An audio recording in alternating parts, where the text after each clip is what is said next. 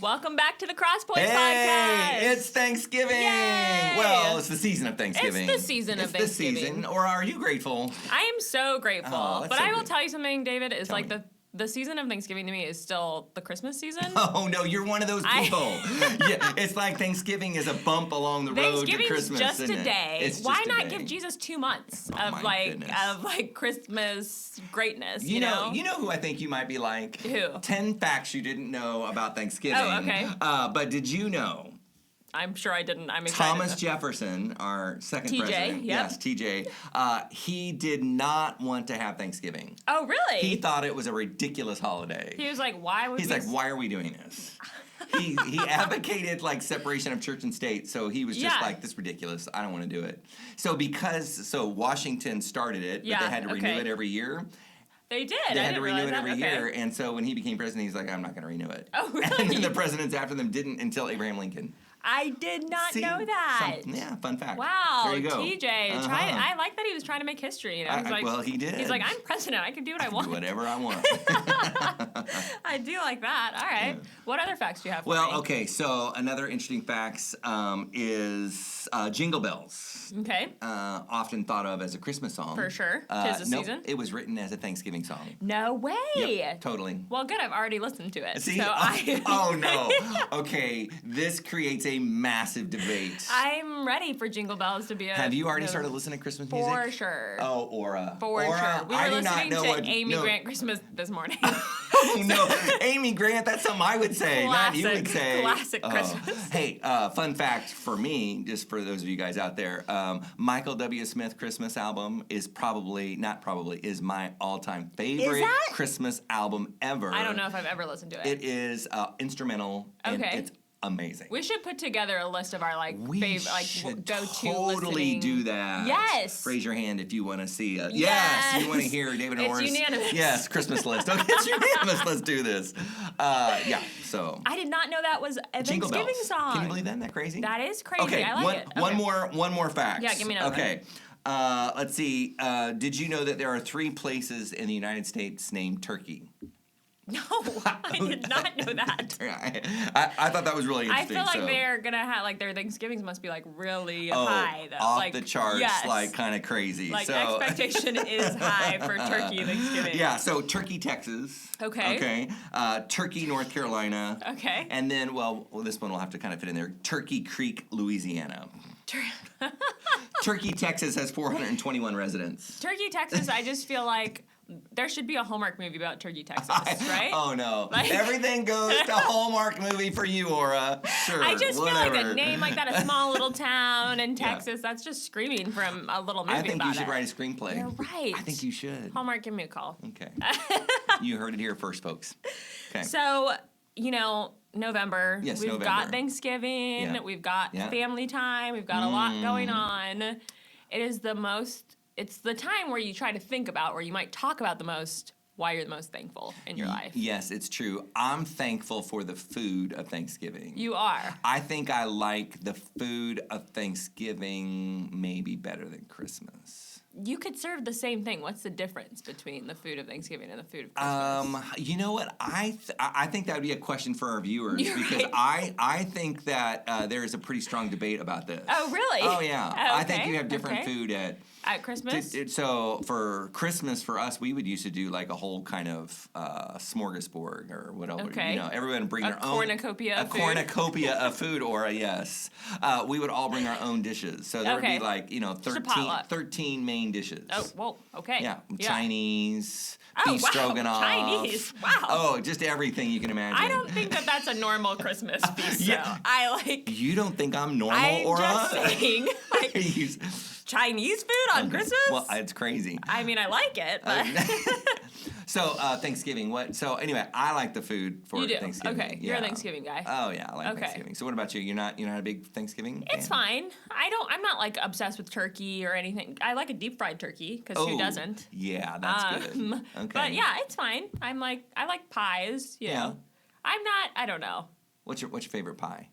Apple or peach. Which peach isn't really a Thanksgiving pie, but apple. Peach pie. Who have you ever? I mean, peach pie is just like, oh my gosh, you could die and go to heaven with a slice of peach pie. Gooey goodness. It's so good. Oh my goodness. Yeah. No, pecan pie No. is right up there No. next to You like Jesus. pecan and pie? I love it. It's so amazing and wonderful. It's so good. That's wow. No, Okay. what do you mean? Wow! Like pecan is like a top seller. Pecan pie. Pecan is it's funny amazing. because I think when somebody has pecan pie, I think who's eating that? Like Me? I guess so. With some hot tea. There you go. And some Pecan ice pie. cream a la mode. Anyways, we digress. Yes. Okay. So today we're going to talk about gratitude and Thanksgiving Yes. for the Thanksgiving season. Okay, great. Which I'm really fired up about gratitude right now. Oh, let me tell you. I think it's because I've been watching you from away. You don't know this. Oh, Okay. Creepy. In a pastoral way, not a creepy way. No, I've noticed that I preached this message last year. Yes. On gratitude. did. Actually, it was about depression. about depression. Because depression is such a huge issue in our society. I mean, it really is. And the numbers have just spiked over the last 10 years. And particularly a lot of young people really struggle through depression, and then the suicide rates have gone off the charts. Yeah. And it's a serious issue. And so I preached this message, and basically the idea was that gratitude is the antidote to depression. Yes. And you communicated with me, I think either via email or text or something, and said, "Wow, that was really good." And you started, I think, reading this book. Yes. I don't know if it was because Yes. of that or It so. was. So, and then I You noticed changed my I life. changed someone's life. Well, Jesus changes lives. I just point people the way. But anyways, so you dove in. So tell me about I your. did. Yeah, So what I happened? got this book, The Gratitude Diaries by Janice Kaplan. Janice Kaplan. Yes. You give it a 5-star rating. I love this Okay. book. I've read it. I've recommended it to so many people. Okay. And even the people that I recommend it to, I see them change. It's just gratitude is Interesting. mind-blowing. So you've been doing this almost a year now. I have. Which yeah, is I tried to follow. She does it throughout a year, so I tried to Okay. follow her year, Got it. kind of get that going. Okay. But I have had issues with depression and anxiety. Oh, now see, I didn't know this. Yeah. Okay. So, all right. So that message was really just oh my gosh, Okay. wait, there's something we can just try? I'm totally up for it. There's a possibility of an antidote to I this. know. Yeah, I right. had really severe postpartum depression with my Okay, yeah. youngest child, and so it was just the worst feeling in the entire world. Yeah. And then I was just this is cool. This could really help. Just even my normal mindset, Yeah, not yeah, even yeah. when you're in the pits. Yeah. Which is so interesting. I have to say this off as an aside because, I've known you now for a little over a year. Mm-hmm. And when I first met you, my thought of you was that you're a very happy-go-lucky person. On the outside, Mm-hmm. a lot of smiles, a lot of fun, a lot of joy. You've got a great wit. We've talked about your wit. I'm super witty, guys. She is super witty. And I would never have thought that you had dealt with depression. Yeah. And I just wonder if there's a lot more people that are like you. Totally. That have this facade. Not that you're trying to put on a No, mask, yeah. but you know what I'm saying? But you naturally are that kind of happy-go-lucky person. But maybe internally, there's some... And I don't go around telling people oh my gosh, I'm having a dark day today. No. So it's and I get that's that. what happens. Yeah, So yeah. people have no idea. Right. But yeah, the pits. I've been I'm in the sorry. pits. Yeah, it's the worst. It's terrible. So Yes. tell us about how this Okay. gratitude has changed your life. Yes. Okay. So you talked about even me. You talked about a gratitude diary I in a did. sense of writing down Yes. 3 things that you're grateful for every day. Yeah, there was a study that was done. Is that what you were going to reference? Go No, ahead. okay, well, no. Yes. If you write down 3 things over the course of 6 months, months. that was only even 6 months. Yes. That the percentages of, I can't remember what the percentage was 80-some% people get better. Yes. I mean, just by thinking 3 things every day. Yes. And 3 different things each day. Yes. So that you're not just repeating things over and over. And Anyways, yeah. this has changed my life. Wow. Writing down 3 things. First of all, I got a cute journal. That helps. Every night you get to write in a cute I mean, journal. who doesn't before want a bed. cute journal? And then I just write, and I actually write sentences. I found for me that Okay. helps just versus coffee or something. Yeah. Writing out a sentence. Hold it. Because some people are going to be overwhelmed. Are you Yes. writing whole pages? No, or- I okay. write 3 sentences the date Okay. and 3 sentences, Okay, and all that's right. it. So it takes you 3 or 4 minutes. Tops, yes. Okay, And I do great. it just right when I get in bed. I just write it Okay. down. And I mean, I can't tell you how it's reshaped my mindset. Really? It is crazy how much over time I'm becoming, and I've kind of been I would say a realist, but some people would say a pessimist. I would never have pegged you as a pessimist, Laura. Never. I would say I'm a I'm realist. serious about that. Oh, really? Yeah, Okay. okay. But it like totally helps reshape the way you look at your circumstances to all of a sudden kind of be a little bit more of a glass half full person. Interesting. It's really cool. That is so interesting. It's really cool. So could you share with us some of the things that you have written down that you think are memorable that you've been grateful for? Okay. And they're small things. That's the thing. Okay. Your life is filled with little small moments, and that's what you want to focus on, is the small things that, like, really keep it going. Okay, that's really powerful. Like, okay, let's don't blow past this. you. No, I'm serious. I think it is, because I think we take for granted the small things so much. We want the big things. Yeah. But in reality, those small things are pretty huge. And that's what your day is just filled with the smallest, tiniest things. And if you just start to be like, oh, that was a good small thing. That was it. Like, all of a sudden your day looks so much better. Yeah, okay. So 3 things. Okay. Like, maybe the other day I was drinking coffee and I got to watch the sunrise because it's daylight savings-ish time. That whole man. point. I feel like I'm a morning person when daylight savings, especially in the fall, right? Exactly. You're like, oh, I get to watch a whole sunrise? It's crazy. There we go. So that was one. Coffee and a sunrise. I love writing people letters. I love like pen pal letters. So I got to write a couple letters. Okay. So I had like quiet time to write letters. That was a good one. That's really good. And then sometimes it's things like Phil doing the dishes. Like, where I'm like, oh, great. And he does the dishes a lot, by the way. Way to go, Phil. Way to go, Phil. But it's He's a lot my kind of guy. I know. I It's like waking up and being like, all the dishes were done. Like, I didn't do it at all. I Did thought that I was just going to put do a smile it. on your face? Especially when you're not expecting it. Yes. Yeah, love that. So things like it. that Oh, have those are been great things. really small but great things that, like, help a lot. Yeah. So you have actually seen the idea that gratitude is an antidote to depression. Yes. Now, okay, so let's be clear here. If you have real depression issues, we're not saying don't go see a doctor, don't take medication. That is not what we're saying. But we are saying that there is something powerful about gratitude that helps reshape our minds, or at least our outlook of things. Totally. Yeah. Totally. Okay. Phil and I were talking about, and she talks about in this book, that we trust misery more than happiness. Ooh. So when you're like hanging out with friends and stuff, if somebody's always happy, you're like, they're not real. Like, they just like... It's fake. Yes. They're putting on a mask. That's not... They can't be that happy. No one can be that happy. Exactly. If you're around someone like that. You want to trade miserable stories with somebody. Yeah. And it's just really interesting that, like, that's just kind of our human nature now. Right. Is that we just, like, we trust misery more. That's crazy. So, like, think about how much you could even stand out as a Christian to be, like, have... like the attitude of gratitude, like how much that could like, whoa, like that's weird. Like, who is this person? I love it. So I don't know. It could be really cool. Okay. And then another thing I wanted to say was, she says that gratitude may have the highest connection to mental health and happiness than any personality trait. Ooh, that's okay. So this is good. So gratitude transcends whether you're a pessimist, an optimist, whether you're an Enneagram 1, 2, 3, whatever the number is. Exactly. Yeah, we should do a show on that one too. But Okay. anyways, okay. But it transcends all of that. Yes. Yes. Okay, got it. And that can make a really big difference. Okay.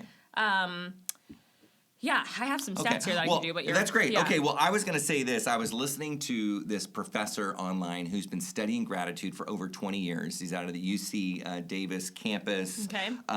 Emmons is his name, and I tell you what, he shared some things that I thought were really fascinating. So. I didn't realize this, but a lot of people have some myths about gratitude. And really? there may be some people out there that are listening that have these myths too. Okay. And it's taken place in the corporate world. So I'm kind of speaking to kind of type A personalities. Okay. Some people think that if you are a truly grateful person and you express gratitude all the time, that gratitude will make you complacent. Really? Yes, and again, he says this is a myth, and I fully agree with him. But the idea is that if you're grateful about something and you express gratitude, what happens is that you get complacent in your work environment because everything is just good. Does that make sense? Yeah. You never want to take the next mountain because where you're at is okay. And he points back to that and says, no, actually what happens is that when we're grateful for something, it propels us forward. Yeah. It doesn't make us complacent. It doesn't make us... sit back. Yeah. And then his other point that I thought was really good, is not only that complacency helps us move forward and takes us to the next place, but that we tend to be creatures that forget really quickly. Yes. We forget all the time. And so he says, I've been studying gratitude for 20 years. This is this professor. Okay. I'll link some of the information below. But he said, I'm still learning to be a grateful person even after 20 years. Yeah. Because we humans forget all too often, and we have to continually remind ourselves about the things that we're grateful for. And so it's interesting. He talked about the idea of being grateful for the blue sky, being grateful for life. And his point is that gratitude at the end of the day is being grateful for something that's outside of us. Yeah. In other words, it's not something that we do. We're not grateful for what we make or what we put together or the thing that we do. We're grateful for something that's outside of us. So in other words, it casts our lens or our perspective outside of us, outside of a selfish nature. Yes. And it makes us grateful for other people. It makes us grateful for God. And that does something internally to us, recognizing that we don't have it all. Yes. Or you don't have it all. Yeah. I don't have it all. And when we can recognize that, it helps reframe the way in which we see the world around us. Yes. So she does a section in here about, like, a lot of people would say that younger or millennials maybe don't have a lot of gratitude. What? We're going back to that. You're putting down the millennials? Are you kidding me? No, people would say that. No, I understand. Yeah. She does a section on how, like, kind of self-reliance negates gratitude. Yes, absolutely. And because you're just like, it wasn't the private school that got me here. I got me here. I pay for my own phone bill, or I put myself through college, or whatever. So then you don't have the attitude of gratitude to be like, correct. Yeah, like, look where I am. It's great. No, that is such a great point. And it makes a huge difference in reshaping. It really, really does. She says, true happiness in life may not be possible without the capacity to reject the myth of total self-reliance. Ooh, okay, that's way too good. You're going to have to say that again just a little bit more slower so we get that. Because, man, I think let's put that on the show notes as well. So that's where we'll say this again. True happiness in life may not be possible without the capacity to reject the myth of total self-reliance. Yeah. No one is totally self-reliant. Yes. And I think it's such this book is not remotely written from a Christian perspective, but if you think of it in that sense of just being a Christian and being like, thinking of how much God's helping you and how much it's really interesting to think of it in those terms, to be like, without like self-reliance, because you like to think like, I'm doing it. I'm like successful. I'm doing it. And then you're like, oh, I guess I should be like, hey, God, thanks. Yeah. Like, big guy in the sky. I know. Right. Okay. No, I was thinking that that's so critical, and I think that's why selfish people probably tend to have depression. Mm-hmm. Right? If we're selfish about our environment and what we do, again, that whole idea of self-reliance, man, that can really distort reality, because no one has it all together. Yeah. They don't. Yeah, totally. Interesting. I know. Okay. I thought that was really, really interesting. I really like that quote. Some other things that I just think are remotely just interesting about gratitude is how much it can affect your health and your life. And we talked about depression. Yes. But they also have studies that say it can lower your blood pressure. Right. And it can improve your sleep patterns. Yes. It helps with depression. And they talked about that it can actually lower inflammation, because when you're stressed, your body becomes starts to have more inflammation. No way. Which makes you more susceptible to sickness or colds or anything. Right. And if you focus on your gratitude, you'll be less stressed, and you might actually end up having a better immunities. Wow. That's all random gratitude studies. Okay, but I love it. Okay, so this is pretty cool. Okay, so we've seen the benefits. We've talked about the benefits of gratitude, right? Mm-hmm. Okay, so it helps our health, it helps our outlook and our perspective, making sure that we're not selfish individuals, all those kind of things. Let's kind of go back to the idea of, okay, so the practical way in which we walk this out. Yeah. You've talked about putting together a diary. Yeah. Okay, so writing down 3 things over the course of at least 6 months. So one of the professors that I was listening to about this as well, he says the stuff online and even some of the books talk so much about gratitude, but he calls it almost gratitude light. Okay. Because we think in our culture, we're such a short-term culture, well, if I just do this for a week, my whole world's going to change. Yeah, right? Totally. And gratitude doesn't take place over a week. It doesn't take place over 6 months. Yeah. It becomes a lifestyle. Totally. Not just something that you're going to check off a list. So this is something that hopefully becomes habitual. Exactly. And I will tell you, like, recently I had, like, a lot going on in life, really stressful circumstances, and I was really overwhelmed. Like, I really had a lot of, like, a mental health breakdown. I was so overwhelmed with everything that was happening. And then I thought to myself, wait, have I stopped doing my gratitude diary? No. And I had. I no just, way. like, totally had stopped. How long had you stopped, do you think? I think, like, 2.5 weeks or 3 weeks. Really? Yes. And I was like, I need to get back into that. Wow. And it helped. Like, even the first time writing it down, it helped. It just did. I mean, I know it sounds really insane, but it's a practical. It was me, and I'm telling you, it totally helped. Like, it did. That is awesome. Yeah. Okay, so gratitude diary, we encourage you guys to do that. Okay, yeah. But other things that you can do, I know this professor had talked a little bit about sending letters, and you had mentioned that too. You know what I find so interesting is that every single human on the earth, no matter how rich or poor, no matter what socioeconomic they come from, no matter what race they come from, we have the ability to use words to build people up or to tear them down. Yeah. And too often we don't use the words that we've been given by God to actually send notes or express what's inside. Too often we keep it locked up. Totally. You and think we do. that they and I do know that. how you I feel raise about both them. hands. Yeah. I seriously, like, I'm grateful for people and I just don't say it. And and I've got to break through that. You just think that, like, they can tell that I like them. They know. Like, they know. I'm grateful. I'm not going to tell them. Right. Like, they know. And so something that they talk about, she talks about in you talked about in your sermon, writing a letter. Yes. Make sure it's specific and concrete that describes a person. Okay, and then specific. Specific. Okay, don't just say, oh, I like you and you've really made a difference in my life. Yes. Well, how have I made a difference? Describe what the person did and how you were affected. Okay. And then arrange to get together with the person and read it aloud to the person. Okay, now that seems to me like, wow, that's a Going, lot. Have it's you a done lot. that? I have done You it. have not. I have. Really? Yeah. With a pretty good friend? Yeah. Okay. Okay, that's good. And I think it does. I mean, it's a little awkward almost. Like, you're like. I think it would be. And how crazy is that it's awkward for us to express gratitude to somebody? Like, that's just not right. I know. So we were in a board meeting, and one of our board members was there, and we all just took a moment. And we went around, and I had communicated to our board this. I said, too often we wait till a person is dead before we say what they mean to us. Isn't that true? You're at a funeral, and they're the most amazing, wonderful person. That person changed my life. And yet that person sitting or laying in this coffin has no idea how much you impacted their life. And so I was like, let's go around right now and tell this person how amazing they've been to us. And we went around. Was it awkward? It was all guys, and it started off awkward. By the end, I think we were all crying. Yes. All these guys in a room crying.